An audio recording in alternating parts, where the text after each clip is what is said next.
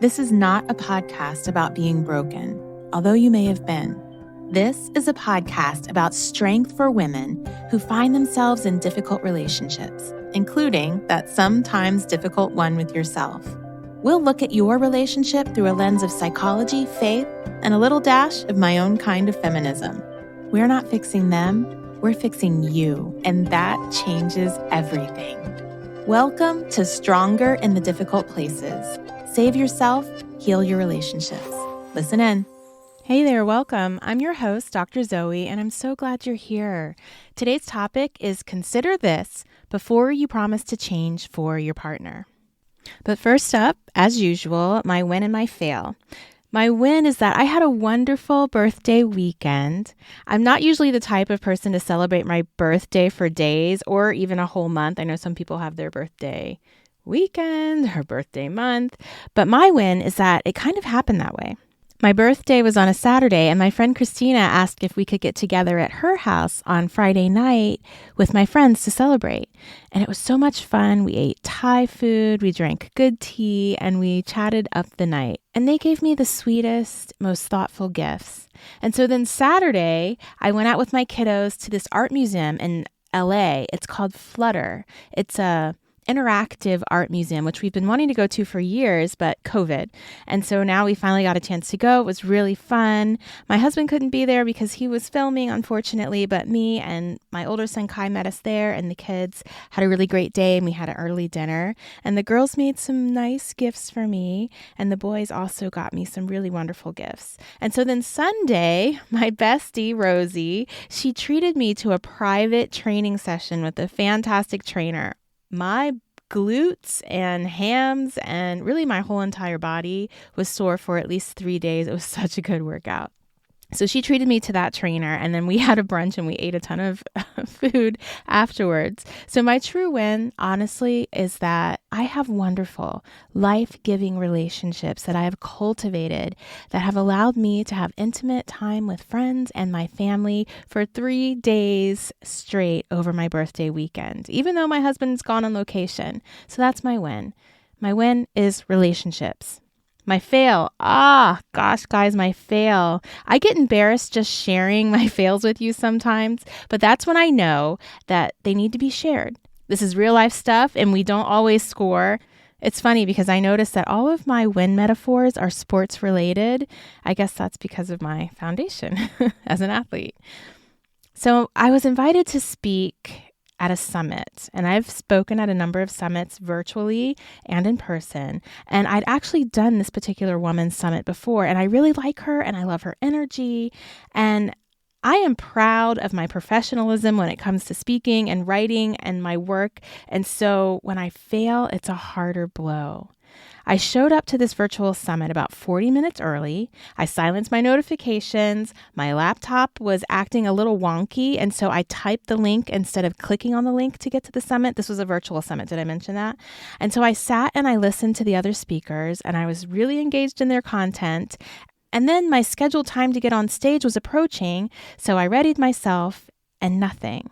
I noticed the interviewer seemed to be dragging on the last speaker, and then when she ended, she just started talking, and I felt like she was droning on. And it seemed like she was wasting time, which I didn't understand because the call time had passed for me to come onto the virtual stage. Then I noticed on the spreadsheet that my name was crossed out, and the next speaker after me was brought onto the stage. I immediately emailed the event coordinator to see what was going on. I let her know, hey, I'm here. Why was my speech canceled? What's going on? And it turns out they had been calling and texting me saying that they were stalling and waiting for me to show up. Remember, I silenced my notifications and I didn't even think to check them. I had used the wrong link and I entered as an audience member instead of a speaker backstage, so they couldn't actually see me and they thought I wasn't there. So it took us a few minutes and I finally got back in. And I spoke afterwards after the current speaker, but I was already a little shaken up at my faux pas, and so was the interviewer. But the show must always go on, right? And it did. But she kind of cut the interview short, and I felt like it was kind of a bust. I did get some wonderful feedback from audience members, but honestly, I messed up. I take full responsibility for my mess up. If I had read the directions more clearly, I would have entered the entire link. One lesson that I did learn is that if I ever have a live event, I should do a run through first. The second lesson is a harder lesson, is that I'm just not always going to get it right. I'm going to mess up and I'm going to be embarrassed, and I need to honor that and apologize and move forward and work on my own self-talk and remind myself, despite how I might feel, this is not a declaration that I am unprofessional or I have failed or I am a flake or any of those things. It was an honest mistake. So that was my fail. I'm going to speak at another event live, March 1st, live in person. It's funny. I was telling somebody else, oh, it's a live event. And they're like, oh, now they think of live as just like coming on live on Instagram or Facebook. I'm like, no, it's like real people in the same auditorium sitting down watching me speak, like a real in-person event. Okay, on to the topic. Consider this before you promise to change for your partner. So here's the scenario. Something happened, you messed up again, your partner gave you an ultimatum, or you hit rock bottom on some level. Maybe the scale screamed a bigger number than you've ever seen or even want to admit. Maybe your boss gave you a subtle warning that your job could be on the chopping block. Maybe you woke up with that hangover after you promised again you wouldn't have more than one glass. And you tell yourself, okay, that's it. I'm going to change. And you make that promise to yourself that a little voice says you may not keep, but you're going to push that thought away because this time it will be different.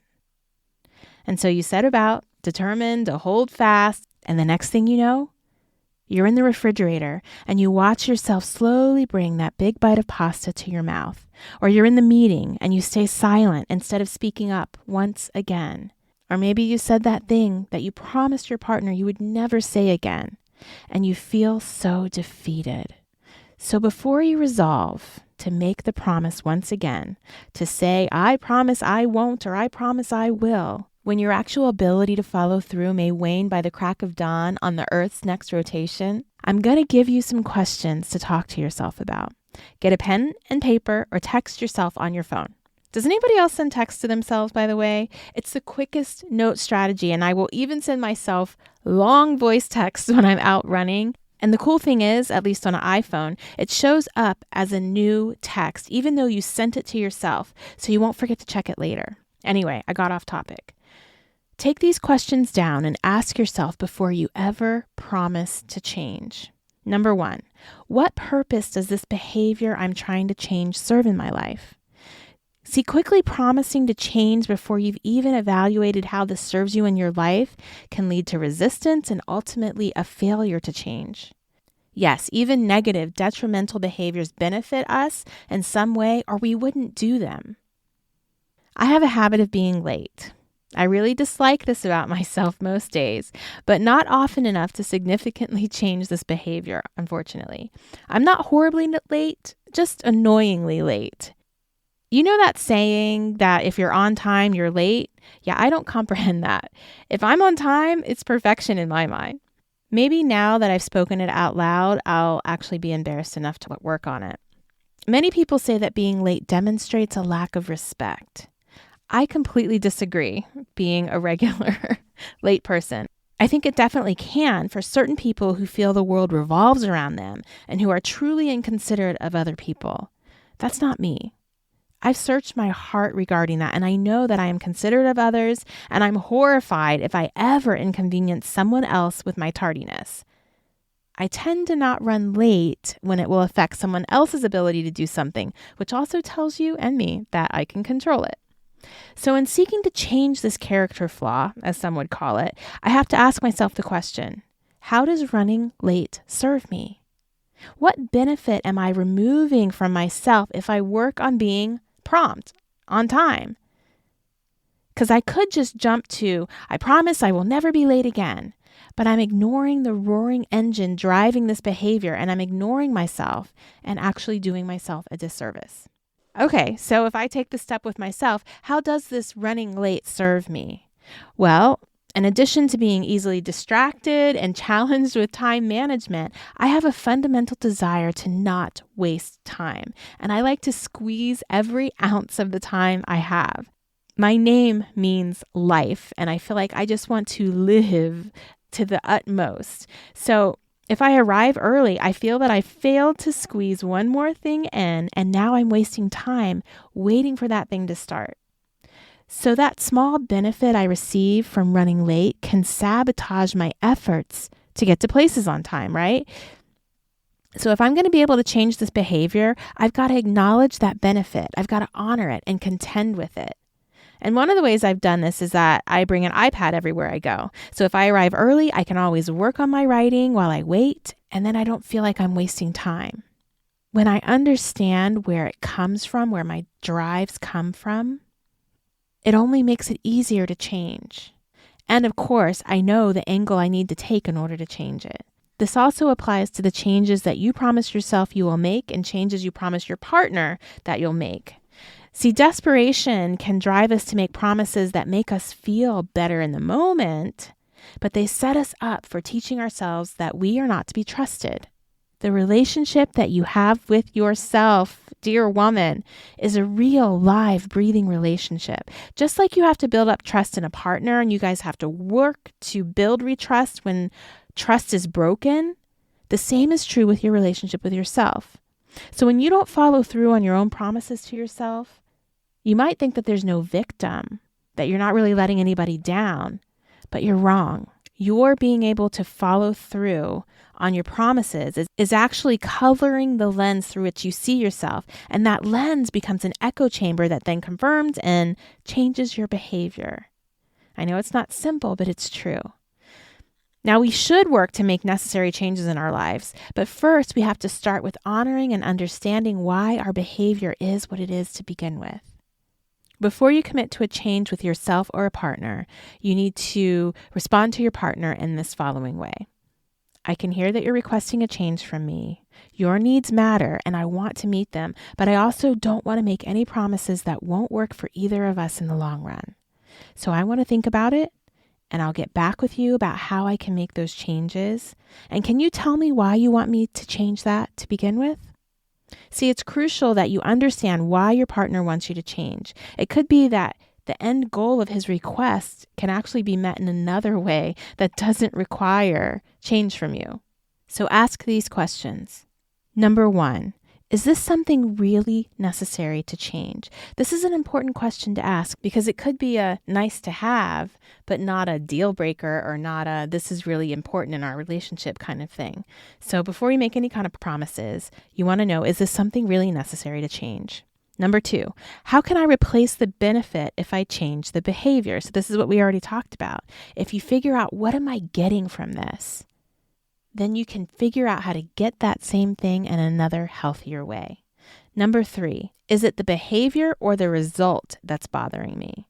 So this is if you want to change or your partner wants you to change, what is the thing that's bothering you the most or bothering your partner the most? Is it the actual doing of the thing, the behavior, or is it the result? And this matters because this can help you figure out how to best set into motion whatever change you may need to make or may choose to make. Number 4, how is this behavior damaging me or my relationships? If you can recognize that the behavior is damaging, then it's definitely time for a change.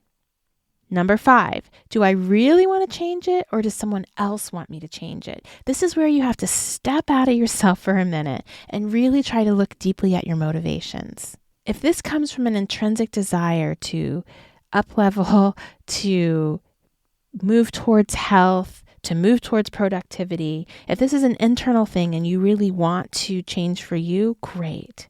If you're only making the change for someone else, you have to ask yourself, at what cost?